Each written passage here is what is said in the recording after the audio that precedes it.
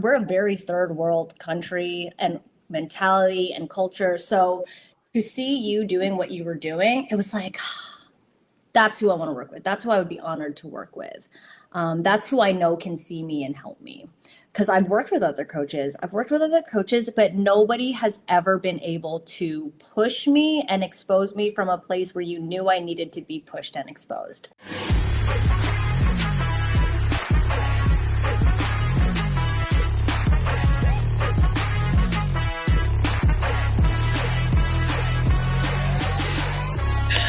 So I am Shameca Tankerson. I'm founder of Shameca International, an Inc. 500 company that mentors, educates, and advises entrepreneurs in the area of leadership, income acceleration, and wealth energetics. And inside of our programs, what we do is we teach a framework that helps our clients to create a simple path to go from 6 figures a year to creating 6 figures in months, right? So 6 figures a year to 6-figure months. I love it. I love it. I love it. And I have one of my clients here who's hanging out with me today. We're going to pull behind the wizard's curtain and we're going to talk to Jessica about her incredible results that she's been creating over the past couple of weeks. We're going to talk about all of that. But before we do that, I wanted to let you know who she is. So Jessica, please tell them who you are and how you serve the world.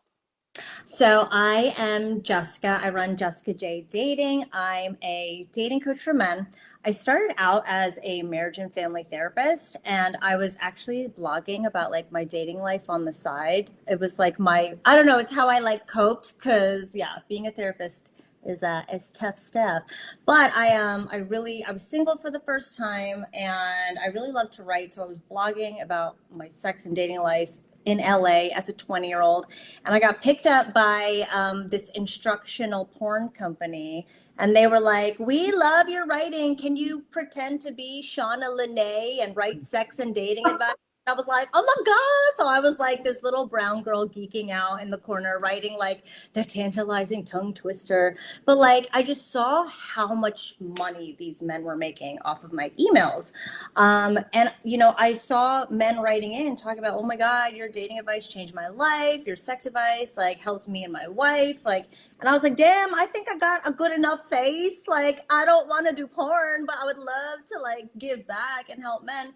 So that's when I really met dating coaches in this industry. I didn't even know that was a thing. Yeah. But then from there, I was like, shit, I think I could do this. I'd love to do this. So I got back into the business of, helping and coaching. And that's how I started my dating coaching company. I had my own show on Playboy. I was featured on Nightline as America's most desirable dater, which was so nice of them to say about me. And now I'm here with you. I love it. I love it. So you can hear some of the things, like as you guys are listening to us, Jessica's not like new to this. She's been around for a little while. You have a huge following and community, and right. You've built an incredible YouTube channel. It's one of the reasons why I wanted to talk to you, because I know a lot of people who feel like they have the visibility, but right. They don't quite have the level of monetization that they desire to have right. Across the platforms. And so I just want to talk about where you were in the moment that you were deciding whether or not you wanted to hire our company to support you. Like, what was going on in your business? What was happening in the state of Jessica Land that made you want to reach out? Oh my God, that's so by the time I reached out to you, it was probably, I've been in the business for about 10 years now. It's been about almost maybe 9-10 years since I've started my company. But by the time I reached out to you, I think it had been maybe like 6 to 7 months of me not making anything. Like, I was struggling to make maybe $2,000 to $4,000 a month after I had built my business up to this huge, like, oh, I've got all these coaches. I've got a sales team. I've got like 3 assistants. And I just thought that that's how you grow a business, is you just keep hiring and you just keep delegating and more and more and more. And it didn't even dawn on, I had no idea what was going on in my business by the time it imploded under me, where I had to fire everybody. I couldn't pay anybody. I was so fortunate to have some people stay on and work for free because they believed in me so much, which still to this day blows my mind. Plenty of people went without getting paid. And it really forced me to look at my business in ways that I didn't have to for a long time, and also in ways that I just never thought to.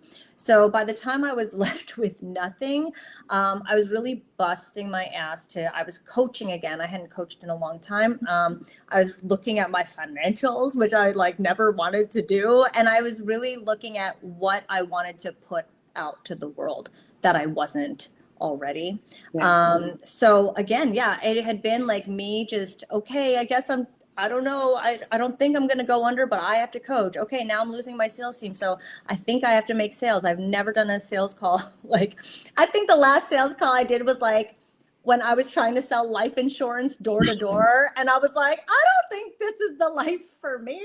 But I've never done a sales call. So I was like, okay, I asked my sales guy, I was like, how do I do these? They're like, well, just find the pain point, then tell them how you can solve the pain. And that's it. And I was like, okay. I think by the time I had talked to you, Shameca, I maybe did 3 and they went really well. And I was like, how did they go so well? I missed all these like nuggets for sales. Yeah, I didn't do a script. I didn't do like the formula.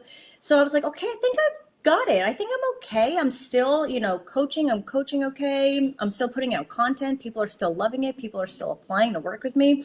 I sold 3 people and, I don't know how to sell. So by that point, I had enough, I guess, belief in myself that I was like, I think I'm gonna be okay. Yeah. But I think I need help.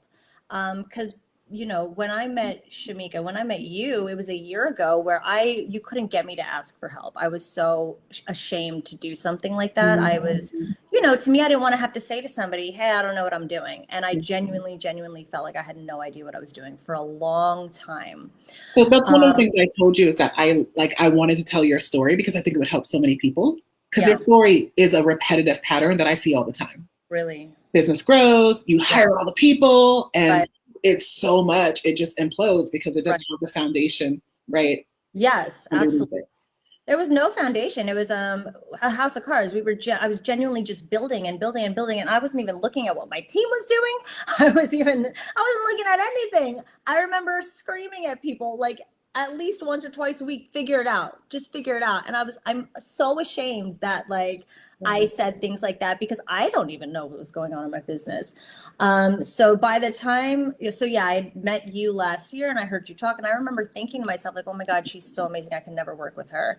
And I was so embarrassed because you and I met at dinner and all we did was talk about how gross men are and food. And I loved our conversation. I was like, oh my gosh, you must think I'm so rash. Like, oh my goodness. But to me, it was so out of my scope of reference. You being out there, she's so successful. I'm not. But back then I was making like 60, 70,000 a month. Yeah. But I was looking at myself like I'm not good enough. And that was my story for a long time. And I'm still dealing with that type of, belief, like I'm not good enough in certain spheres. So yeah, by the time I reached out to you, I think I saw something you posted on Facebook. I had never, mind you, I don't even use Facebook. I don't even know what I was doing on Facebook that day. I go on every now and then when I know my mother posts pictures of my nephew. And it just so happened you put something out and it said 100K months. And I was like, that sounds really cool. Like I've never been able to do that. That would have been such a big dream of mine last year. And where I currently was, I had no business thinking I could do 100K months. Again, I was struggling to make $2,000 to $4,000 a month. Struggling. Yeah. I owe so many people money. So that there was no way. There was no way I could do it. Yeah. So I want to fast forward. So you did end up hiring us. You came into a program and you set a goal. And you set a revenue goal. Do you remember what the revenue goal was? I do, yes. It's right in front of me on my thermometer. It was 50,000 for 90 days. Okay. So let's talk because you just said a mouthful. And again, this is why I wanted to talk to you. You're like, I had no business even thinking about 100K a month because you were struggling with 2,000 or 4,000. Right. And coming off the heels of having a business that was doing $60,000 to $70,000 a month, but you had not yet done 6 figures in a month yet. Right, exactly. And you keep saying, I'm so ashamed. So I want to just bring this out. Like, I think it's Dr. Maya Angelou. It is her who said, when you know better, you do better. We don't need to bring shame into it. It's just like, you didn't know. And now you do, right? And you can do better. So let's talk about quantifiable results. Where are you now? And we are what, 4 weeks into working with each other. 4 weeks and officially 4 weeks today. Right now, I'm at 90,000, a couple hundred something. So, I love it. So I'm going to tell you. sorry, 90. Did I say 97,000? Yeah, You said 90,000. You're at 97,000. Yeah, 97,000 something. So this is what we're about to do for Jessica right now, because she's just matter-of-facting this. This is her biggest month ever. She was less than $3,000 away from that $100,000 that she was seeking, and she's got a little bit more time to put it to make it happen. So I am going to celebrate her and ask you to celebrate with us, because it's a big freaking deal. Yes, yes, yes, yes. Oh my gosh. And I am so excited for you, and I'm so proud of you, because there's a lot of work that's happening. Like, you're expanding really rapidly. So let's talk about that, because rapid expansion brings on its own stuff. Like, we bring everything to the table. You're still the girl who was thinking, I'm ashamed of losing my business. You know, I'm ashamed of having let my people go. I used to be out this much. You're still the same person who's like, okay, I'm struggling to make $4,000 a month. Right. How much money can I make? Because I got bills to pay. Yeah. So as you're expanding rapidly and sales are happening, like, walk us through that process of when it starts to click and work. I do remember, before you start, I do remember the first week of the program, people were like throwing sales up, and you were like, I'm behind. Right. And I was like, no, you're not. Don't look at them. Play your own game. So walk us through this process. So honestly, one thing that I am meticulous at doing is, the second I feel triggered in any way, whether even if it's I'm procrastinating this, or I don't want to read that book, or you know what, I actually stopped reading that book when they said this. I'm so aware of those. I write it down. I literally write it down, what the pain was, and I write down what the negative belief is about myself. And, you know, from the very first call you and I got on, I remember like crying on the call, and I was like, I can't believe I cried. Like, what? And then I was like, what was the thing I said where I cried? So I wrote it down, and I really looked at, you know, it's me. And what I felt was impossible was that I'm not capable. So I'm not capable. How did I sign up with Shameca? Like, what makes me think, first of all, what makes me think I can afford this? I could not afford it. But I was like, I need to process every single thing that comes up. Every single thing that comes up, I have to face it no matter what. I'm not going to wait until a week. I have to face it by the end of the day. And that's what I would force myself to do. I would force myself to sit with that negative, I am not capable, I'm not good enough. And I would turn on brain spotting music, or I would turn on EMDR. I don't know if you're familiar.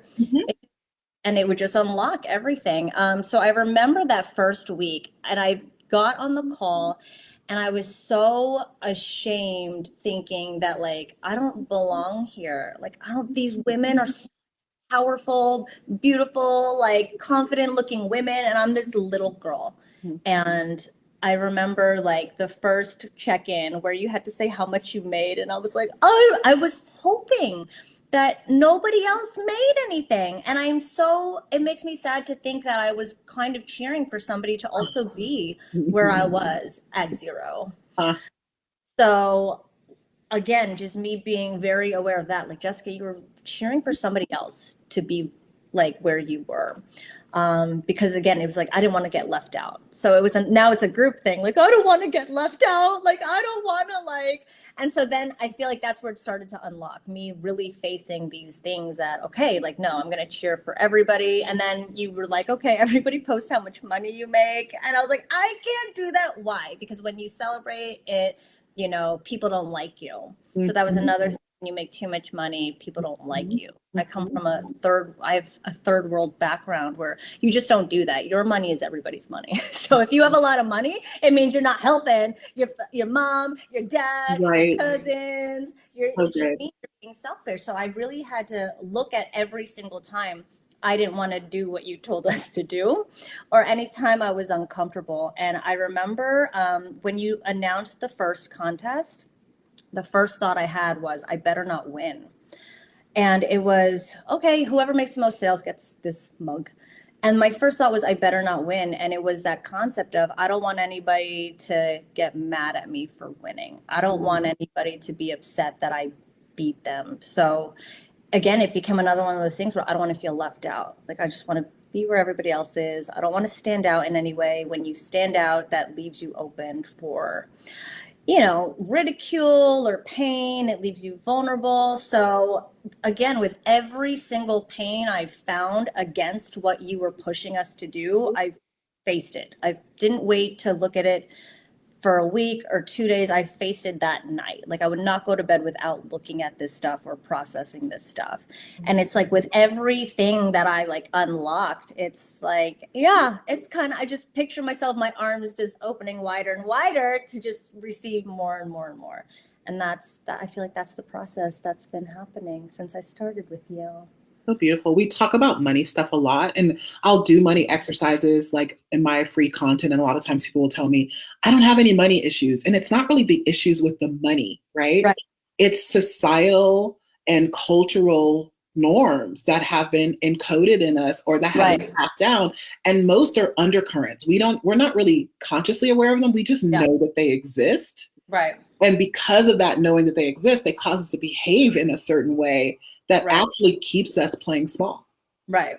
So I'm so glad that you brought up that whole, like, I can't make a lot of money because if you have so much, I love the way you put it. If you have too much money, that means you're not helping. Yeah. And again, my whole family is very, like, I've had my father say to me, like, your money is my money. You owe me that.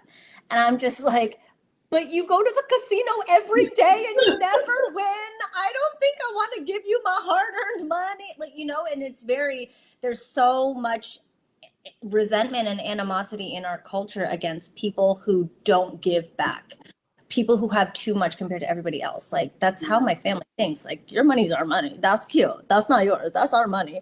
But all of us think it. So all of us are just, that's why I think I was unsuccessful as a life insurance salesman, because when somebody dies, Filipinos give the money. Everybody pitches in. You get hundreds of dollars from all across like the neighborhood. So life insurance doesn't make sense. But that was my money thing. Yeah. And I know that I definitely self-sabotaged throughout my entire business because I just did not feel right making a lot of money, being successful, standing out. I watched you accelerate. So I don't remember what you were charging at the beginning, but you like doubled it, or like it went from like $6,000 or $7,000, somewhere around there that you were charging, to all of a sudden you were closing these $15,000 sales. So I think your first week in, you did 6,000. Yes. And then the next week, I think you were at like 15,000 or something like that. Yes. And then the next week I was like, holy smokes, it's the third week and she just hit her goal. Yeah. You made $50,000 in the first 3 weeks that we were together. What's the switch that you flipped? That's a good question. I think it was one thing you had helped me with in our one-to-one was being so much more transparent about pricing. To me, and again, this is me hearing from my sales team. I was never the sales girl. I'd never done sales calls before. So my team is very much like, don't tell them the price. Don't write it on the application. Like, it's going to scare people away. Like, you want to make sure you get everybody on the call. If they really want it, if you really sell good, everybody will want it and they'll make it happen. So to me, that's how I'd been operating. But then something you said about, being so much more transparent. We like to be transparent. Why should we shock anybody? Like, why should we deceive anybody? And that really resonated with me because that's what I want to do. That's what I've always wanted to do. That, my sales guys were like, no, don't do it. We won't book any calls. So to me, it was like, well, I guess the game is booking calls. But then I was like, well, what if we only booked calls with people who really you closing sales? It's making money. It's not the booking of the calls. Right. And now I'm realizing, like, it doesn't matter how many calls. Like, I don't want 12 calls. Yes. All of them feel sidelined, and all of them feel like, holy shit, I wish I knew this. So yeah, now I feel like that switch, and also I just started being so much more transparent in my YouTube channel. So I used to be very like, oh, the cost is the cost. Don't worry, I can help all of you. But I was like, no, we can't help all of you. Like, it's going to cost something. So I've been so much more trying to stay on that trajectory of let me be as transparent as possible, period. Yeah. Do you know what your closing ratio is right now? Okay, so it's hard to say because I don't like look at the numbers, but also because, you heard me say this today, I'll offer it to anybody because I still have that people pleasing. But there have been calls where I was like, I do not want to work with them. I hope they You never took the call in the first place. Yeah, so yeah. I feel like you're closing a good number of calls. And if Very we good, yeah. delete the ones that you hadn't, we're probably in the 80-90% range. I was going to say, if we delete the guys where I'm genuinely like, I do not want to work with this guy, then it's probably around 80-90. I love it. And that's pretty freaking good from going from somebody who's like, I don't know how to do sales to now closing sales. I think it's beautiful. So then I'm like, okay, so Jessica does $50,000 in 3 weeks. And then in 3 days. Yes. I know. Then she collapses time again and does almost another 50, like really close to another $50,000. I know. What the heck happened? No. I'm trying to think of what it was that you know what? So I remember it was, we were in that's what it was. So we were in our call, our Play Big call where you announced the winner. And also on top of that, I saw another girl get a sale for $124,000. I'll never forget that number because I processed that number and thinking I can never fucking do that. There's no way. And I felt so like I literally put everything to the side and I like turned on my EMDR software and I had to sit with it because I hated that I thought that to myself. Yeah. And I hated that I was upset that she made that. How could I be? That's so, and I needed to do it. And so when I processed that and then like, I was like, something became fun in me where I was like, oh, well, shit, let's see how close I could get to that number now. Like, I'm not winning this contest. Let's see. And I laughed so hard when I did the calculations. Okay, I would have to sell 7. And I just laughed. I was like, there's no way I could sell 7. But wouldn't it be hilarious if I did? So it became this like lightness of, wouldn't it be funny if I did this? And sure enough, like that, like boom, boom, boom. It just happened like immediately after that. And I think that's what it is. Like, I think you and I got on that call and I was like ho-humming, like my calls today didn't go well, but like really, I didn't want to work with any of them. And then right after you and I had spoke, that's when I just thought it was funny. I was like, this would be hilarious if I closed a sale tonight. And it was just, I'll say that out loud. Like, wouldn't it be hilarious if I did this? So I think there's a new like curiosity and like a new like, a fun acceptance of it. Yeah, new playfulness with it. And I think that's been, I've just been having fun with it now. It's like one of my favorite things. Like, let's play a game. Let's just see what happens. Let's see if we can do this. Yeah. So it's funny because when I saw that it had been 3 weeks, and I was like, okay, I was supposed to do this in 3 months, and I did this number in 3 weeks. I was like, let's see if I could do it in 3 days. And when I said that, I did 47,000 in 3 days, and I was trying so hard not to be upset. I was trying so hard not to be upset that I was $3,000 away. But at the same time, I was like, Jessica. Yes. Like so much expansion in such a short period of time. And it's beautiful. And this is just the beginning. We still have all this time left in the program. Right. Who knows what we can create? And you and I have been having this conversation about not shifting your goal because, high achievers do that. They're like, that was so easy.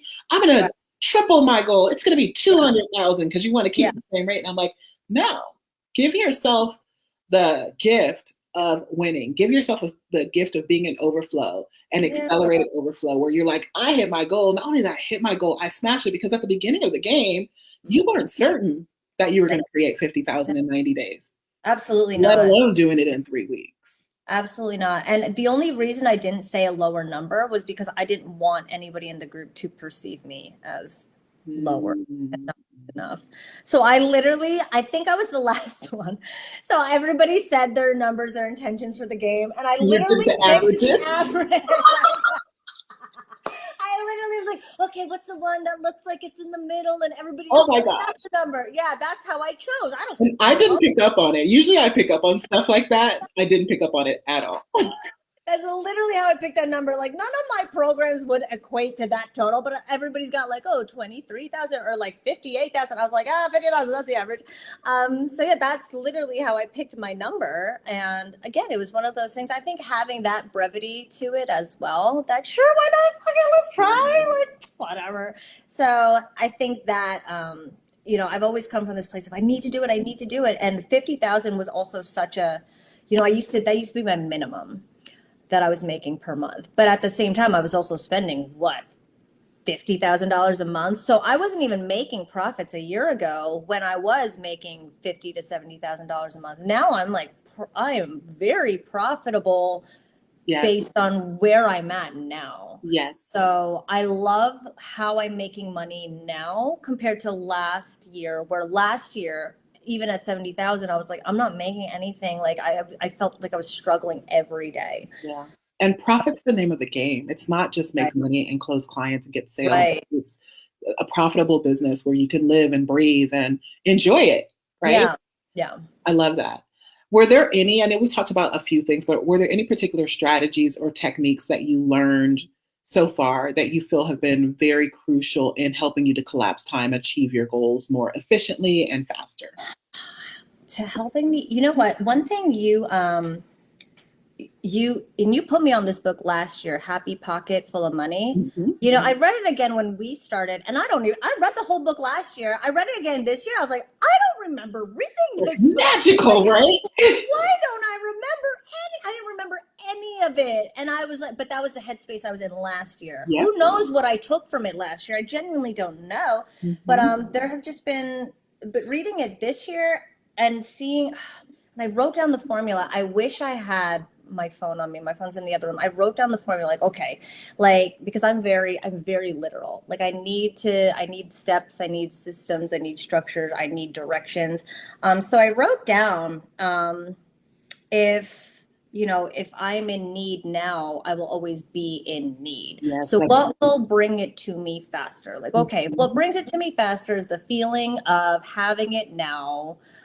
Then how can I do that? So I wrote, okay, feeling have it now. How would I feel? Okay, I would feel this. And then I wrote a plus sign. Okay, that plus my intention, like my intention plus that. So I just wrote, and I would literally hyper focus on like the feeling. I would try not to visualize. Like if I started visualizing, I would try to get away from it and make sure I stayed on the feeling. Yeah. Because a lot of times, I know for me, like, how long have we been in this? People are like, oh yeah, make a vision board and do this and do that. Yeah. And I always did it. And the first thing I thought of was, oh, I don't have it yet. Oh, I don't have it.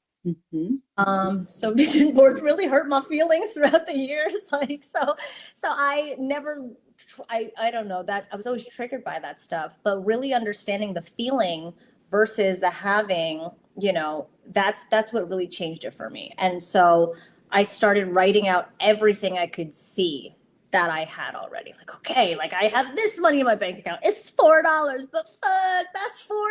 Yes, that's what I'm talking about. Yes, like $4. Like my girlfriends make fun of me when I see change on the ground because I'm like, oh my God, look at the money on the ground. Like I celebrate everything I can see in front of me now. And I try to make a point to, and I think they call it glimmers. Have you heard of this? Where it's like the opposite of triggers, where that bring you joy. And so I make a point to like write down every time I have a glimmer. Like, okay, so because that state has been the biggest change from when I was making money last year versus making money now. Last year it was always it's not enough, it's not enough, it's not enough. No matter what. Why we pom it out around here. Yeah. And I don't care what it is. It's a $25 sale. It's still going to be a pom-pom. Yes. I get so excited now over like, oh my God, like $6. Like I have a $9 program. I was like, yes, I bought a $9 program. Like, so I'm truly, truly, truly in a place of just gratitude when I was that girl who was like, it's not enough. Like, I don't have enough. I'm not good enough yet. It was always yet or enough, not yet, not enough. So I really, really made a point to hone in on those beliefs in my body and in my mind, and being in this program has forced me to look at things I'd never looked at before, because my circle of people, nobody's playing big. So I'm not privy to these these negative beliefs, these triggers, these cognitions I'm not even aware of, but being in your program, thinking that like, oh my God, all these women are so much more successful than me. Off of what? I just Yes. met them. You don't know anything about I them. don't know anything You want to about know them. something funny, Jessica? Every single person who steps into my programs thinks that. Really? There's not a single person that's ever come in, and they will all tell you, Yeah. who's not looking at everybody else going, I'm the one that's not the most successful. Yes. And I'm not gonna lie, I still thought it for up until like I even did what 50,000 in 3 weeks, and my thought was, I bet the other girls have done this before because they've all been in. I think a lot of them have been in your Play Big programs before. So to me, it was like, oh, that's probably not impressive to these ladies. These women probably have done this like so many times over. Like they're probably like so like, oh, that's cute. Jessica's having her first run, so much better than her. Like that's my We thought. do so much in our head, right? Yes, Like, and so that's the much. awareness that we have to have continually. Right. If you want to grow to the next level, it is following those patterns of thought, Right. and then shifting them, interrupting them, Yeah. and creating new patterns of thought, right? New patterns Right. of behavior. Right. Super beautiful. I love all of this.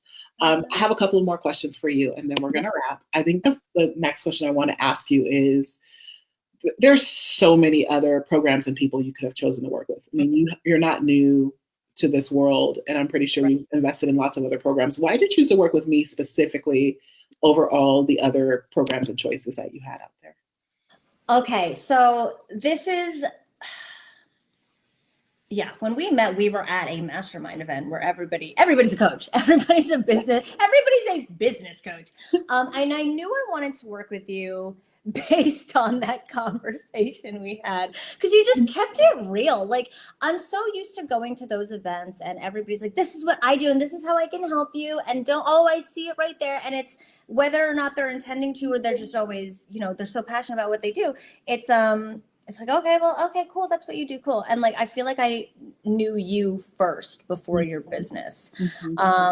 Again, granted, we just talked about food and men and how gross they are. I remember we were saying something about feet, like, but yeah, it was the realest conversation I had at that event, and that meant so much to me. So to me, it told me that, okay, like this is a chick who knows how to just keep it real. Like you could keep it real, but when you shine, you fucking shine. And I, as a woman in this business, who I really struggle with being a non-white woman in this world. I grew up in a town where it was 99% white. I didn't know I wasn't white until the second grade, where I was coloring a self-portrait and I colored my hair blonde, and my teacher was so confused. She's like, who are you drawing? And I was like, that's me. And she was like, bitch, that's not you. And I was like, that's me. What are you talking about? I was so confused. I had no idea why. Oh, did you see me? I just died in my chair. And then I realized that not only am I not white, but I actually don't belong. It was Martin Luther King Day, and it was the first grade. And the teacher says, does anybody know who Martin Luther King Jr. was? And Teresa Dambola, I hope she don't see this, she said, that's the leader of Jessica's people. And then Mrs. Tilly, she goes, oh, honey, Jessica's not Black. She's Chinese. And I was like, what? Black and what? Chinese? I was so confused. All I knew was that I didn't fit in. I didn't fit in and I didn't belong. So to see you doing what you do, it meant something to me as a little brown girl who never thought she could amount to anything.